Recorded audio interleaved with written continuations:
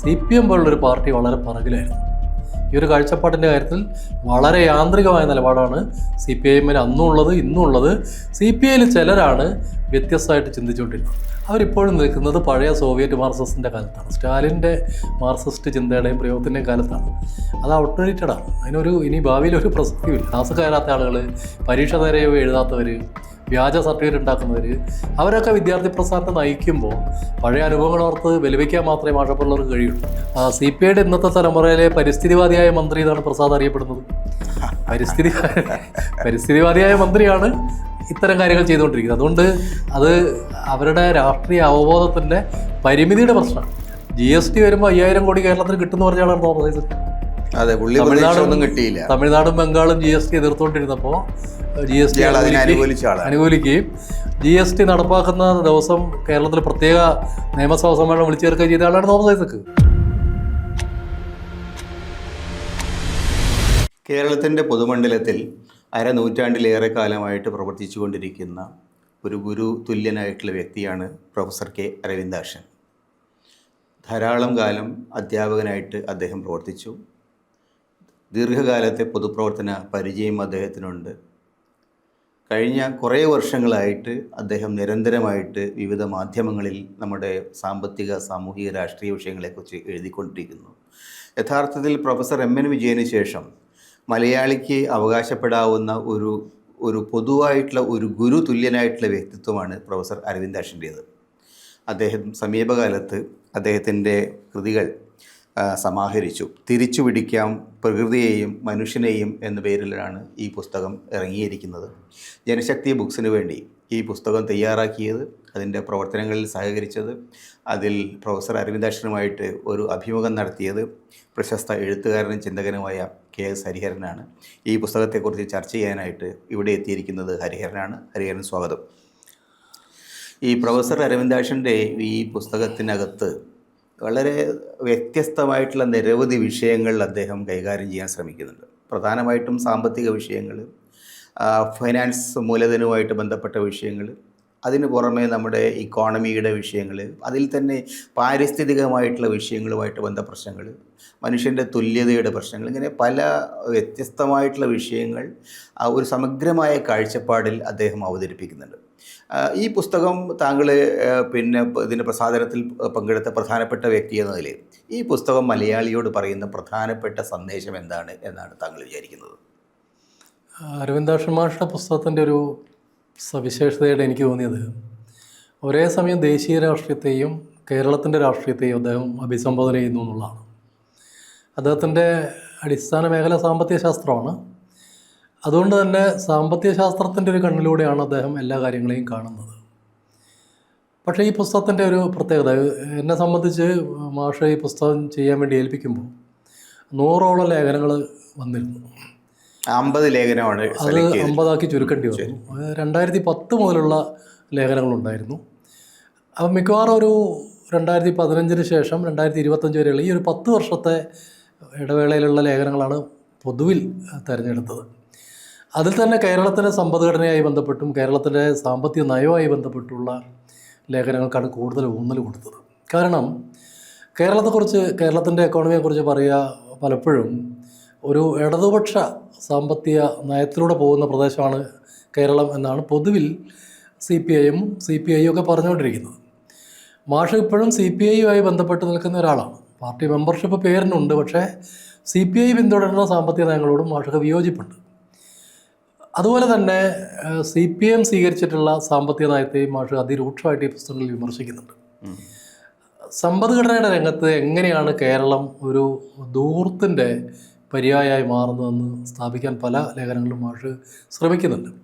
Productive അല്ലാത്ത തരത്തിൽ ചെലവുകളെ കൊണ്ടുവരിക, കൂടുതൽ വായ്പകൾ വാങ്ങുക, അങ്ങനെ വായ്പ വാങ്ങിയിട്ട് മുന്നോട്ട് പോകാമെന്ന് പ്രതീക്ഷിക്കുന്ന ഒരു സാമ്പത്തിക അതിനെയാണ് മാഷ് പലപ്പോഴും വിമർശിക്കുന്നത്. രണ്ടാമതായിട്ട് എനിക്ക് തോന്നിയൊരു കാര്യം, മാഷ് എപ്പോഴും ആവർത്തിക്കുന്ന ഒരു കാര്യം കൃഷിയെക്കുറിച്ചാണ്. കൃഷിയില്ലാത്തൊരു പ്രദേശമാണ് കേരളം. ഇന്ന് അങ്ങനെ കൃഷി പ്രധാനമായിട്ട് ഫോക്കസ് ചെയ്യുന്നൊരു സ്ഥലമല്ലല്ലോ. പക്ഷേ മാഷ് വളരെ വൈകാരികമായിട്ട് കേരളത്തിലെ കൃഷി വകുപ്പിനെ കുറിച്ച് നിരന്തരം പറഞ്ഞുകൊണ്ടിരിക്കുന്നുണ്ട്. പ്രത്യേകിച്ച് CK ചന്ദ്രപ്പൻ കൊണ്ടുവന്ന ഒരു സ്വപ്ന പദ്ധതി ഒരു നെല്ലും ഒരു മീനും എന്ന പദ്ധതി. ഒരു ഒരു വിളവെടുപ്പ് കഴിഞ്ഞാൽ നെല്ലിൻ്റെ അതേ സ്ഥലത്ത് തന്നെ മീനും കൃഷി ചെയ്യുക എന്നുള്ള രണ്ടും സൈമിൾട്ടേനിയസ് ആയിട്ട് കൊണ്ടുപോവുക. കർഷകന് രണ്ട് തരത്തിൽ ലാഭം കിട്ടും. ആ പദ്ധതി ഈ CPIയുടെ തന്നെ മന്ത്രി പ്രസാദ് കൃഷിമന്ത്രി ആയിരിക്കുന്ന സമയത്ത് ഇല്ലാതായി. അതേക്കുറിച്ച് വളരെ രോഷത്തോടു കൂടി മാഷ് പറയുന്നുണ്ട്.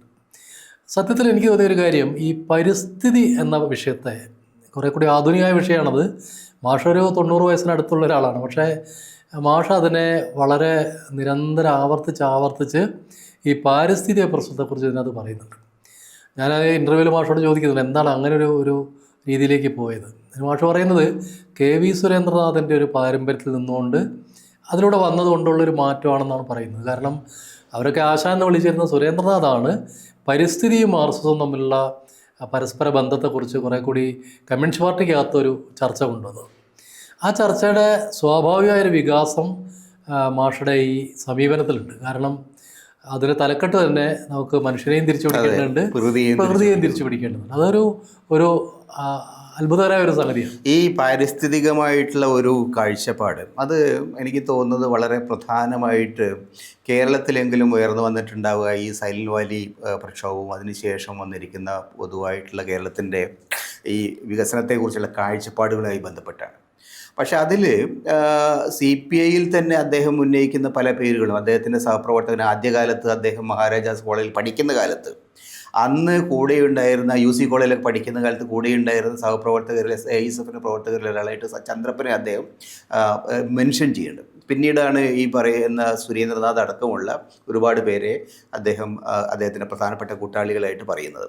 അപ്പോൾ ഇവരൊക്കെ തന്നെ കമ്മ്യൂണിസ്റ്റ് പാർട്ടിയിൽ യഥാർത്ഥത്തിൽ ഈ ഒരു പാരിസ്ഥിതികമായ അവബോധം വേണ്ട വിധം ഉണ്ടാവാത്തത് കൊണ്ടാണോ, അല്ലെങ്കിൽ പഴയ തലമുറയിൽപ്പെട്ട ആളുകൾക്ക് നമ്മുടെ പ്രകൃതിയോടും അല്ലെങ്കിൽ നമ്മുടെ സമൂഹത്തോടും നമ്മുടെ ജീവിത രീതികളോടും ഉണ്ടായിരുന്ന ഒരു തരം കാൽപ്പനികമായിട്ടുള്ള അടുപ്പമുണ്ട്? കാരണം നമ്മൾ അതിലൂടെയാണ് ജനിച്ചു വന്നത്. കേരളത്തിന് വിശാലമായ പിന്നെ ജലസമൃദ്ധിയും അതുപോലെ തന്നെ ഈ നെൽപ്പാടങ്ങളും അതിനോടൊക്കെ ഒരു കാൽപ്പനികമായ അനുഭവം നമുക്കുണ്ട്.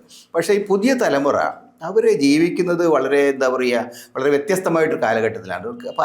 കമ്മ്യൂണിസ്റ്റ് പാർട്ടിയുടെ ആഭ്യന്തരമായ രാഷ്ട്രീയ വിദ്യാഭ്യാസത്തിൻ്റെ കുറവാണോ, പാരിസ്ഥിതികമായ വിഷയങ്ങളെക്കുറിച്ചുള്ള അവരുടെ ധാരണക്കുറവാണോ, അതല്ലെങ്കിൽ തലമുറകൾ തമ്മിലുള്ള വിടവാണോ? യഥാർത്ഥത്തിൽ എന്താ പ്രശ്നം? അരവിന്ദാക്ഷ 90 വയസ്സുള്ള ആൾക്ക് ഉള്ള പാരിസ്ഥിതികമായ അവബോധം അദ്ദേഹത്തിൻ്റെ പകുതി വയസ്സിലില്ലാത്ത പിന്നെ ഇപ്പോഴത്തെ മന്ത്രിക്കില്ല എന്ന് പറയുന്നത് എന്തുകൊണ്ടായിരിക്കും സംഭവിക്കുന്നുണ്ടാവുക? അല്ല, അതിൽ എനിക്ക് തോന്നുന്നത് ഈ കമ്മ്യൂണിസ്റ്റ് പാർട്ടി അവരുടെ അണികളെ പലപ്പോഴും പഠിപ്പിക്കാൻ ശ്രമിക്കുന്നത് പ്രകൃതി നിരന്തരം മനുഷ്യനാൽ കീഴടക്കപ്പെടാനുള്ളൊരു വസ്തുവാണെന്നുള്ളതൊക്കെയാണ്. എംഗൽസ് പ്രകൃതിയുടെ വൈരുദ്ധ്യാത്മകതയൊക്കെ എഴുതുമ്പോൾ വ്യത്യസ്തമായ സമീപനം മുന്നോട്ട് വയ്ക്കുന്നുണ്ട്. പരിസ്ഥിതി എങ്ങനെ സംരക്ഷിക്കപ്പെടണം എന്നുള്ളതിനെക്കുറിച്ച്, ഭാവി തലമുറയ്ക്ക് വേണ്ടി ഈ ഭൂമി എങ്ങനെ രക്ഷിക്കണം എന്നുള്ളതിനെക്കുറിച്ചൊക്കെ അവർ പറയുന്നുണ്ടെങ്കിലും പ്രൊഡക്ഷൻ എന്നതിലേക്ക് ഒരുതരം യാന്ത്രികമായ ഒരു സമീപനം, അത് സോവിയറ്റ് മാർക്സിസത്തിൻ്റെ ഒരു പ്രശ്നമാണ്. ഉൽപ്പാദനം വർദ്ധിപ്പിക്കുക എന്നുള്ളത് ഊന്നുകയും ഉൽപ്പാദനം വർദ്ധിപ്പിക്കാൻ വേണ്ടി പ്രകൃതിയെ ഏത് നിലയ്ക്കും നിങ്ങൾക്ക് ചൂഷണം ചെയ്യാം എന്ന നിലയിലേക്ക് എത്തുകയും ചെയ്തൊരു പാഠമുണ്ട്. ആ തെറ്റായ പാഠമാണ് കേരളത്തിലും ഇന്ത്യയിലുള്ള കമ്മ്യൂണിസ്റ്റുകാർ, രണ്ട് പാർട്ടിയിലും പെട്ട ആളുകൾ പറഞ്ഞുകൊണ്ടിരിക്കുന്നത്. അതിൽ ഒരല്പം വ്യത്യസ്തത വന്നത് പിന്നീട് CPIML പോലുള്ള പ്രസ്ഥാനങ്ങൾ വന്നപ്പോഴാണ്. 70-കൾക്ക് ശേഷം പരിസ്ഥിതി കുറേ കൂടി സീരിയസ് ആയിട്ട് എടുക്കേണ്ട വിഷയമാണ് എന്ന ധാരണ വരികയും അതിൻ്റെ ഒരു കാറ്റാണ് യഥാർത്ഥത്തിൽ ഈ C അച്യുതമേനോനെ പോലെയും KV സുരേന്ദ്രനാഥിനെ പോലെയുള്ള ആളുകളൊക്കെ സ്വാധീനിക്കുന്നത്. അവർ കൊണ്ടുവന്ന ഒരാശയം. പിന്നെ ലോകത്ത് മുഴുവൻ വന്നിട്ടുള്ള പരിസ്ഥിതി പ്രസ്ഥാനങ്ങൾ, കേരളത്തിൽ സൈലന്റ് വാലി സംരക്ഷിക്കാൻ വേണ്ടിയുള്ള മൂവ്മെൻറ്റുകൾ, അതൊക്കെയാണ് കുറേ കൂടി പാരിസ്ഥിതിക അവബോധം കമ്മ്യൂണിസ്റ്റുകാർക്കിടയിൽ കൊണ്ടുവന്നത്. പ്രകൃതിയെ സംരക്ഷിച്ചില്ലെങ്കിൽ ജനങ്ങൾക്ക് നിലനിൽക്കാൻ കഴിയില്ല, പ്രകൃതി സംരക്ഷണം കൂടി വർഗ്ഗസമരത്തിൻ്റെ ഭാഗമാണ് എന്ന തോന്നലേക്ക് വരുന്ന മിക്കവാറും 80-കൾക്കൊക്കെ ശേഷമാണ്. അതിൽ CPM പോലുള്ളൊരു പാർട്ടി വളരെ പിറകിലായിരുന്നു. ഈ ഒരു കാഴ്ചപ്പാടിൻ്റെ കാര്യത്തിൽ വളരെ യാന്ത്രികമായ നിലപാടാണ് CPIMൽ അന്നും ഉള്ളത്, ഇന്നും ഉള്ളത്. CPIയിൽ ചിലരാണ് വ്യത്യസ്തമായിട്ട് ചിന്തിച്ചുകൊണ്ടിരുന്നത്. അത് ഈ കാര്യത്തിൽ മാത്രമല്ല, ജനാധിപത്യം തുടങ്ങിയുള്ള കാര്യങ്ങളുടെ കാര്യത്തിലും അച്യുതമേനോനും കേദാമോഹനും NE ബലറാമനും ഉണ്ടായിരുന്ന സമീപനമല്ല EMSനെ പോലുള്ള ആളുകൾ പുലർത്തിയിരുന്നത്. യഥാർത്ഥത്തിൽ അച്യുതമേനോനെ പോലുള്ളവരാണ് ആ കാര്യത്തിൽ വളരെ മുന്നോട്ട് പോയിരുന്നത്. ഈ ഒരു പാരമ്പര്യം, ഈ ഒരു രാഷ്ട്രീയമായ പാരമ്പര്യമുണ്ട്. അരവിന്ദാക്ഷ മാഷ് ഈ ഒരു പാരമ്പര്യത്തെയാണ് പിന്തുടരുന്നത്. പക്ഷേ എന്തുകൊണ്ട് മന്ത്രി ഇപ്പം പ്രസാദിനെ പോലുള്ള ഒരാൾക്ക് അത് മനസ്സിലാവുന്നല്ലോ ചോദിച്ചാൽ, അവർ അധികാരത്തെ മാത്രമേ കാണുന്നുള്ളൂ. അധികാരം എന്തിനാണ് ഉപയോഗിക്കുന്നത്, അധികാരം ജനങ്ങൾക്ക് വേണ്ടിയാണോ, ജനങ്ങളുടെ ജീവിത നിലവാരത്തെ അതെങ്ങനെയാണ് ബാധിക്കാൻ തുടങ്ങിയ കാര്യങ്ങൾ അവരുടെ വിഷയമല്ല. അവർക്ക് കസേരകൾ, അവരുടെ സൗകര്യങ്ങൾ അത്രേ ആവശ്യമുള്ളൂ. അവർ മിക്കവാറും ഒരു പക്ഷേ അത് പ്രായത്തിൻ്റെ ഒരു പ്രശ്നമായിരിക്കും, അല്ല തലമുറകൾ തമ്മിലൊരു വിടവ് യഥാർത്ഥത്തിൽ അതിനകത്തുണ്ടോ? കാരണം 70 കഴിഞ്ഞാൽ 80 കഴിഞ്ഞാൽ നമ്മൾ കുറേ കൂടി ഒരു ലോങ് ടേമിൽ ചിന്തിക്കുന്ന ഒരു കാലമാണ്. താൽക്കാലികമായിട്ടുള്ള അധികാര ഘടനയെക്കുറിച്ചാണ് 20-കളിൽ 30-കളിൽ 40-കളിലൊക്കെ നിങ്ങൾ ആ നിലയ്ക്കും അതിനെ കണ്ടുകൂടെ എന്നാണ് എൻ്റെ ഒരു ചോദ്യം. ആ നിലയ്ക്ക് കാണുന്നതിൽ കാര്യമില്ല. കാരണം CPIയുടെ ഇന്നത്തെ തലമുറയിലെ പരിസ്ഥിതിവാദിയായ മന്ത്രി എന്നാണ് പ്രസാദ് അറിയപ്പെടുന്നത്. പരിസ്ഥിതിവാദിയായ മന്ത്രിയാണ് ഇത്തരം കാര്യങ്ങൾ ചെയ്തുകൊണ്ടിരിക്കുന്നത്. അതുകൊണ്ട് അത് അവരുടെ രാഷ്ട്രീയ അവബോധത്തിൻ്റെ പരിമിതിയുടെ പ്രശ്നമാണ്. അവർ സംശീകരിച്ചിട്ടുള്ള രാഷ്ട്രീയത്തിൻ്റെ പരിമിതി. ഇടതുപക്ഷ രാഷ്ട്രീയത്തിൽ കഴിഞ്ഞ 90-കൾക്ക് ശേഷം, സോവിയറ്റ് യൂണിയൻ തകർച്ചയ്ക്ക് ശേഷം ആഗോളതലത്തിൽ വന്നിരിക്കുന്ന വളരെ വിശാലമായ മാറ്റങ്ങൾ, പുറത്തത് അനദർ വേൾഡ് ഈസ് പോസിബിൾ, മറ്റൊരു ലോകം സാധ്യമാണ്, വേൾഡ് സോഷ്യൽ ഫോറത്തിൻ്റെ സ്വാധീനം, ആ തരത്തിലുള്ള വളരെ വിശാലമായ തരത്തിലുള്ള ഒരു വലിയ മാറ്റങ്ങൾക്ക് സോഷ്യലിസ്റ്റ് പ്രസ്ഥാനവും സോഷ്യൽ ചിന്തയും ഒക്കെ പിന്നെ ഉണ്ടായിട്ടുണ്ട്, നമ്മുടെ ലോകത്തൊക്കെ ഉണ്ടായിട്ടുണ്ട്. അത് നമ്മുടെ വ്യവസ്ഥാപിത പാർട്ടികളിൽ അതൊന്നും സ്വാധീനിച്ചിട്ടില്ല എന്നാണോ നമ്മൾ മനസ്സിലാക്കേണ്ടത്? തീർച്ചയായിട്ടും. അത് കേരളത്തെ സംബന്ധിച്ചും ഇന്ത്യയെ സംബന്ധിച്ചും ഈ മുഖ്യധാര കമ്മ്യൂണിസ്റ്റ് പാർട്ടികൾ എന്ന് പറയുന്ന CPM-നും CPI-ക്കും അവരിപ്പോഴും നിൽക്കുന്നത് പഴയ സോവിയറ്റ് മാർക്സിസ്റ്റിൻ്റെ കാലത്താണ്, സ്റ്റാലിൻ്റെ മാർക്സിസ്റ്റ് ചിന്തയുടെയും പ്രയോഗത്തിൻ്റെയും കാലത്താണ്. അത് ഔട്ട്ഡേറ്റഡാണ്. ഇനി ഭാവിയിലൊരു പ്രസക്തിയുമില്ല. പുതിയ കാലത്തെ ആളുകൾ ചിന്തിക്കുന്നത് വളരെ വ്യത്യസ്തമായിട്ടാണ്. ഭൂമിയെ സംരക്ഷിച്ചുകൊണ്ടുള്ള വികസനം എങ്ങനെ സാധ്യമാക്കാം എന്നുള്ളതിനെക്കുറിച്ചാണ് ഇന്ന് ലോകത്തെല്ലായിടത്തും ആളുകൾ ചിന്തിക്കുന്നത്. മാർക്സിസ്റ്റുകൾ അങ്ങനെ ചിന്തിച്ചുകൊണ്ടിരിക്കുകയാണ്. ആ നിലയ്ക്കുള്ള പഠനങ്ങളുണ്ട്. പക്ഷേ ഇവിടെയുള്ള ആളുകൾ അതിലേക്ക് പോകാറില്ല. കാരണം ഇവർ പഠിക്കുന്നൊരു സമൂഹമല്ല. ഇവിടുത്തെ നേതൃത്വം അത്തരം ഗൗരവമുള്ള പഠനം നടത്തുന്ന ആളുകളെയല്ല. അവർക്കങ്ങനെ വായനയില്ല, അങ്ങനെ ചിന്തയില്ല. അതുകൊണ്ടാണ് അരവിന്ദാക്ഷൻ മാഷെ പോലെ ചിന്തിക്കുന്ന ആളുകളായിട്ടൊരു കോൺട്രഡിക്ഷൻ വരുന്നത്. അരവിന്ദാക്ഷൻ മാഷ് ചിന്തിക്കുകയും അത് പറയുകയും പുതിയ കാര്യങ്ങൾ തേടിയെടുക്കുകയും ചെയ്യുന്നതുകൊണ്ട് അവരുമായിട്ടൊരു വൈരുദ്ധ്യം വരികയാണ്. അല്ല, അത് കമ്മ്യൂണിസ്റ്റ് പാർട്ടികളിൽ ഇതെല്ലാം ഇപ്പോഴുള്ളൊരു ഒരു സംഗതിയായിട്ടാണ് തോന്നുന്നത്. ഉദാഹരണത്തിന് ഇദ്ദേഹം തന്നെ പല ആളുകളെ കുറിച്ച് P. ഗോവിന്ദപിള്ള വെച്ച് പറയുന്ന ഒരു സ്ഥലത്ത് ചൈനയിലുണ്ടായ ടിയാനൻമെൻ സ്ക്വയറിന് ശേഷം അതൊരു കറുത്ത പുള്ളിയാണെന്ന് വിശേഷിപ്പിച്ച ഗോവിന്ദപിള്ള നേരിട്ട പ്രതിസന്ധികളെക്കുറിച്ച് അദ്ദേഹം ഒരു സ്ഥലത്ത് പറയുന്നുണ്ട്. താങ്കളുമായിട്ട് ഇൻ്റർവ്യൂവിലാന്ന് തോന്നുന്നു. അതുപോലെ തന്നെ ഈ ഇടതുപക്ഷ പ്രസ്ഥാനത്തിൻ്റെ ഈ എന്താ പറയുക, ഒരു ഉരുക്കുമുഷ്ടിക്ക് എതിരായിട്ടുള്ള, അല്ലെങ്കിൽ അതിൽ നിന്ന് അല്പം കടന്ന് ചിന്തിക്കുന്ന ആളുകൾ പലപ്പോഴും പ്രതിസന്ധിയിൽ ചെന്ന് വിടുന്നതിൻ്റെ ധാരാളം ഉദാഹരണങ്ങൾ നമ്മുടെ സൊസൈറ്റിയിലുണ്ട്. കാരണം ഇത് ഇടതുപക്ഷ പ്രസ്ഥാനങ്ങളുടെ സംഘടനാപരമായ ഒരു പ്രശ്നമായിട്ടാണോ കാണുന്നത്, അതോ അതായത് പാർട്ടികളുടെ ഒരു പ്രതിസന്ധിയാണ്? യഥാർത്ഥത്തിൽ കമ്മ്യൂണിസ്റ്റ് ഐഡിയോളജിക്കകത്ത് തന്നെ ഈ യഥാർത്ഥത്തിൽ ഒരു ഗുരുതരമായ പ്രശ്നമുണ്ടോ? ഈ ലെനിനിസ്റ്റ് സംഘടനാ തത്വം എന്ന് ഇവിടെ കേരളത്തിൽ പിണറായി വിജയനെ പോലുള്ള ആളുകൾ പ്രസംഗിച്ച് നടന്നിട്ടുണ്ട്. ആ തത്വം അദ്ദേഹം ഉപയോഗിച്ച് കമ്മ്യൂണിസ്റ്റ് പാർട്ടിക്കകത്തുള്ള ജനാധിപത്യം കൂടി ഇല്ലാതാക്കാൻ. ഇതാണോ പ്രശ്നം? അധികാരമോഹികളായിട്ടുള്ള ആളുകൾ പാർട്ടിയുടെ അധികാരം പിടിച്ചെടുക്കുകയും ലെനിനിസ്റ്റ് തത്വത്തിൻ്റെയൊക്കെ പേരിൽ പാർട്ടിയെ പിടിച്ചെടുക്കുകയും തങ്ങളുടെ സ്വകാര്യ ആവശ്യത്തിന് അതിൽ ഉപയോഗിക്കുകയും ചെയ്യുക എന്നുള്ളൊരു പ്രതിസന്ധി യഥാർത്ഥം നിലനിൽക്കുന്നുണ്ടോ? അല്ല, ഈ കേരളത്തിലെ നേതാക്കളോ അല്ല ഇന്ത്യയിലെ കമ്മ്യൂണിസ്റ്റ് നേതാക്കളോ ചെയ്തു കൂട്ടുന്ന കാര്യങ്ങൾക്കൊന്നും ലെനിൻ ഉത്തരവാദിയല്ല. പക്ഷേ ലെനിൻ്റെ പേരിലാണ് ഈ പണി നടത്തുന്നത്.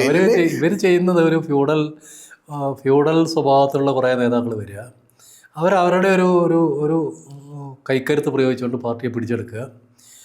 ഫ്യൂഡൽ കമ്മ്യൂണിസം എന്ന് പറഞ്ഞിട്ട് ഒരു ഘട്ടത്തിൽ ഈ TP ചന്ദ്രശേഖരൻ്റെ കൊലപാതകത്തിന് ശേഷമാണ് പ്രഭാത് പട്നായിക് ഒരു ലേഖനത്തിൽ ആ പ്രയോഗം നടത്തിയിരുന്നു.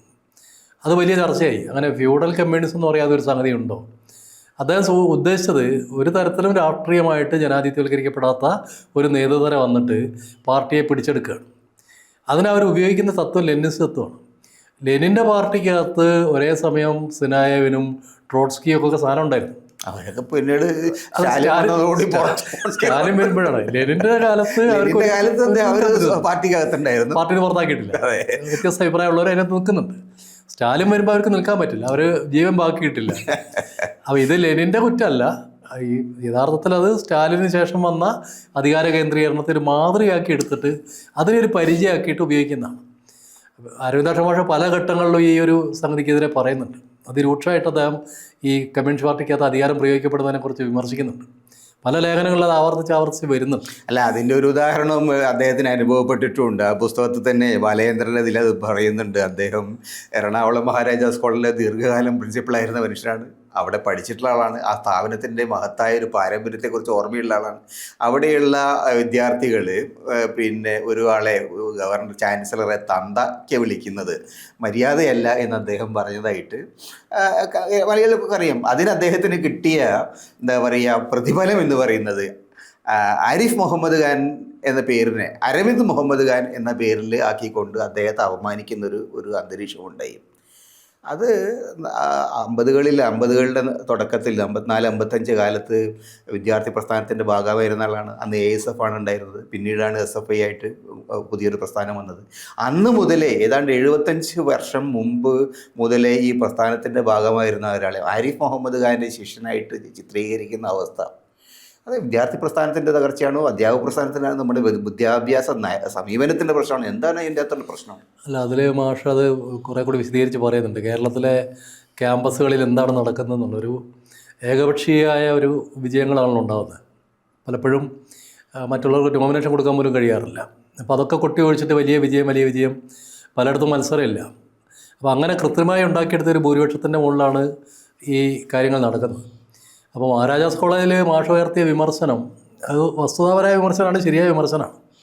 പക്ഷേ വിദ്യാർത്ഥി സംഘടന നേതാക്കൾ അതിനെ കണ്ടത് അങ്ങനെയല്ല. അവരതിനെ കാണുന്നത് ഇതാരടാ ഞങ്ങളെ വിമർശിക്കാൻ, അങ്ങനെയാണ്.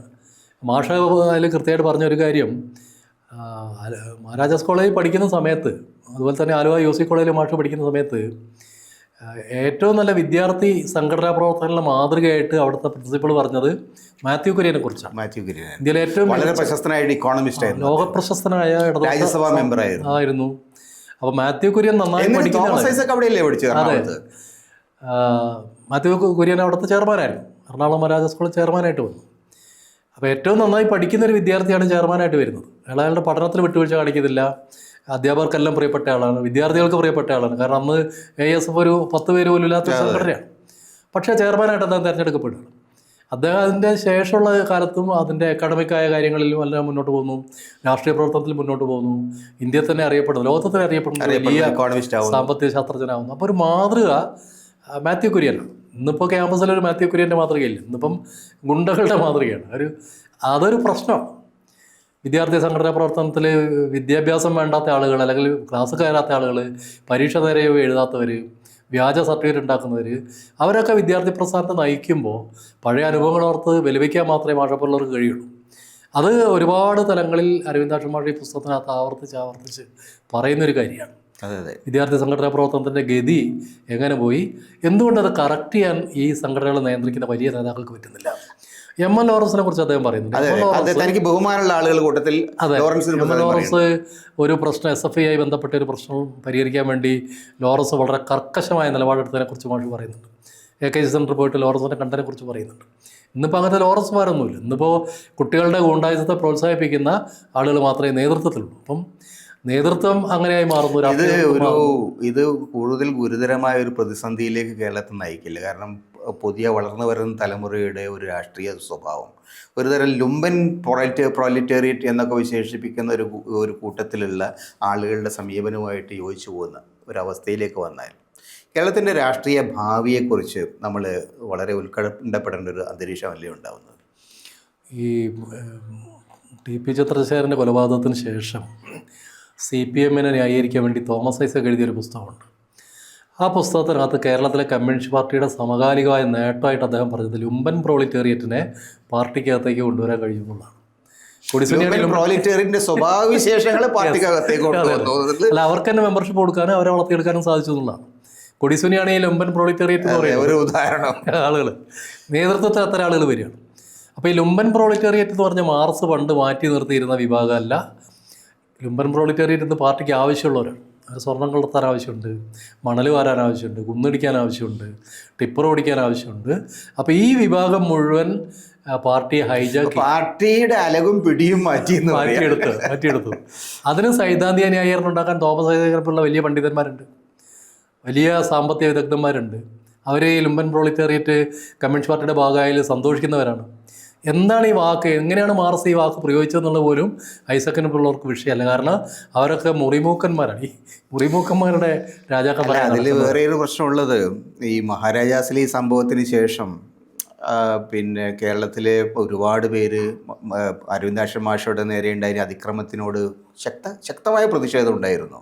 സാംസ്കാരിക രംഗത്തുള്ള ആളുകൾ അതിശക്തിയായിട്ട് അദ്ദേഹത്തെ ഡിഫെൻഡ് ചെയ്യാമെന്നു. MV ബെന്നിയെ പോലെ ഇടതുപക്ഷ മഹാരാജാസിൻ്റെ ഒരു പാരമ്പര്യമുള്ള ആൾ, അവരൊക്കെ നിലപാടെടുത്തു.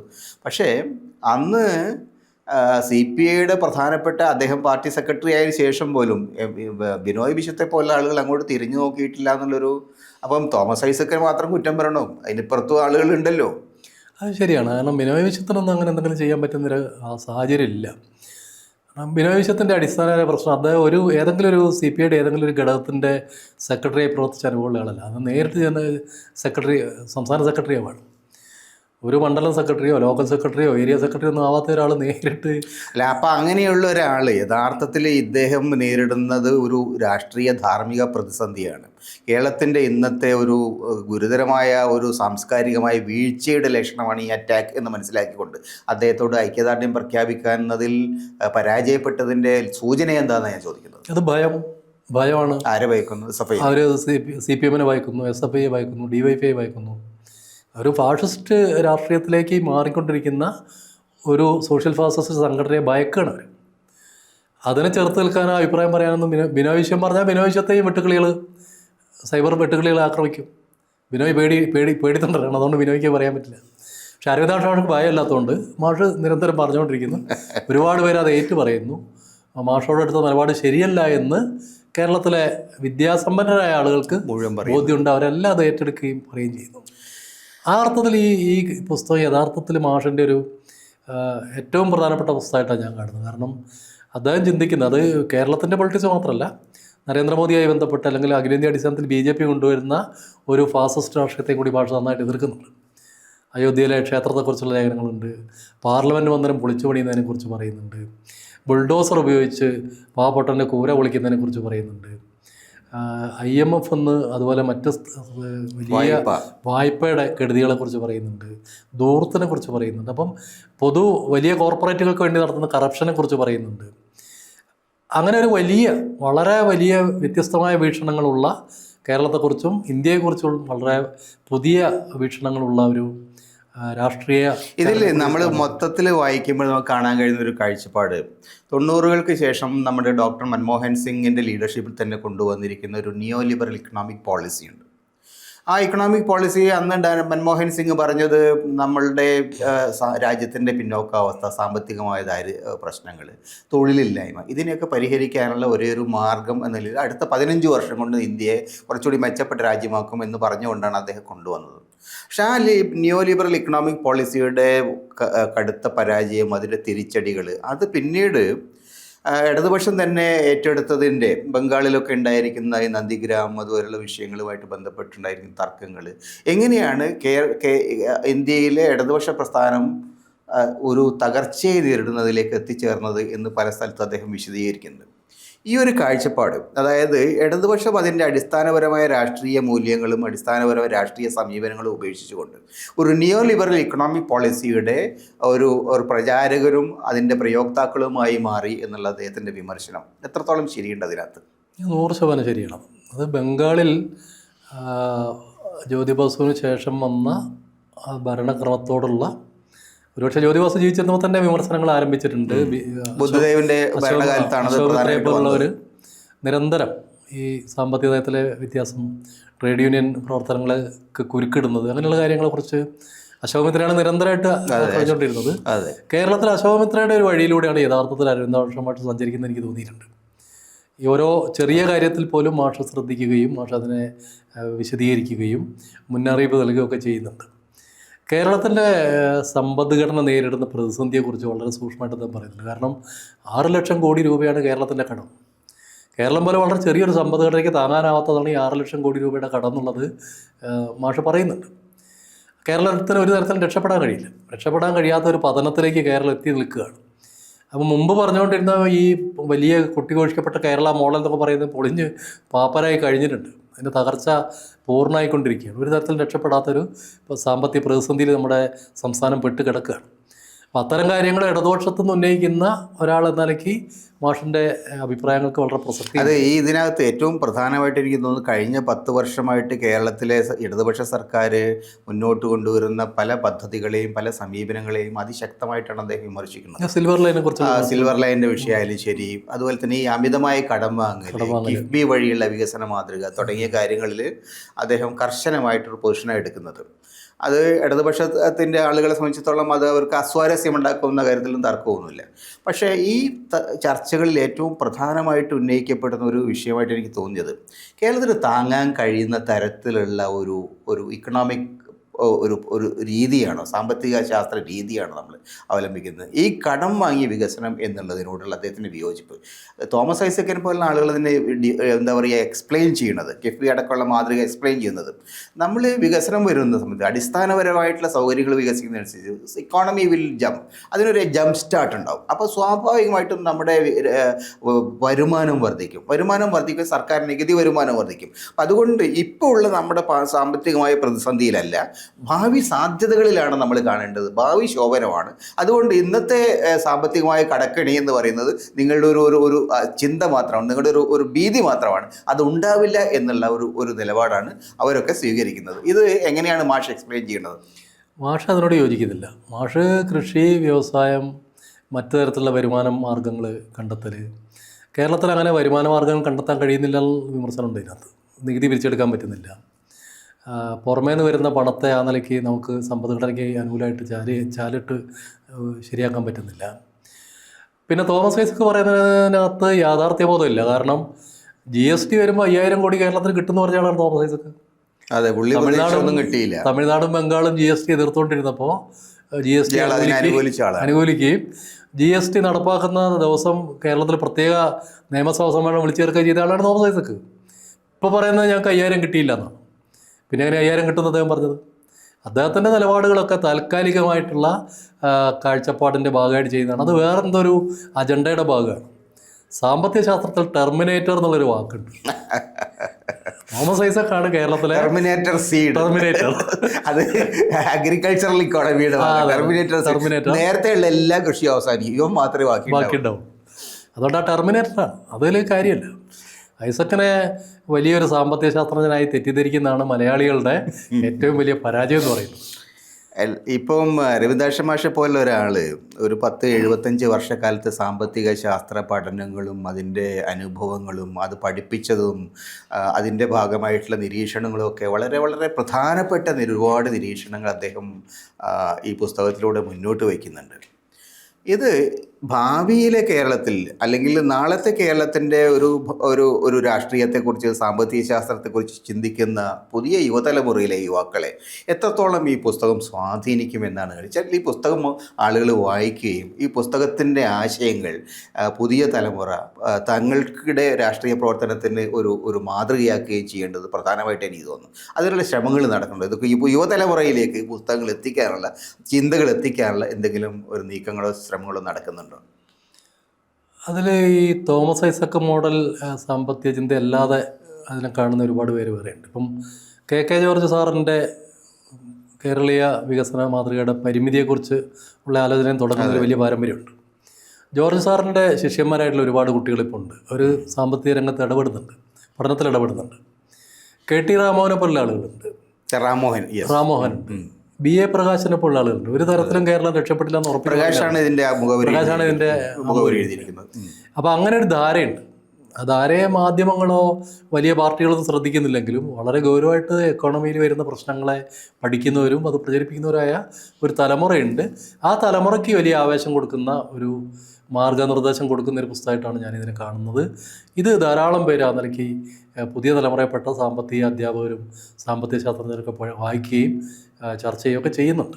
അങ്ങനൊരു സ്വീകാര്യത മാഷയുടെ പുസ്തകത്തിന് കിട്ടിയിട്ടുണ്ട്. തീർച്ചയായും ഒരു 90 വയസ്സിലെത്തി നിൽക്കുന്ന മാഷെ സംബന്ധിച്ചിടത്തോളം അദ്ദേഹത്തിൻ്റെ ഈ പുസ്തകം ഭാവി കേരളത്തിന് വളരെ വിശാലമായ സാധ്യതകൾ, പുതിയ ചർച്ചയുടെ തുറവികൾ ഉണ്ടാക്കും എന്നാണ് നമ്മൾ പ്രതീക്ഷിക്കേണ്ടത്. ഈ ചർച്ചയിൽ പങ്കെടുത്ത ഹരിഹരന് നന്ദി.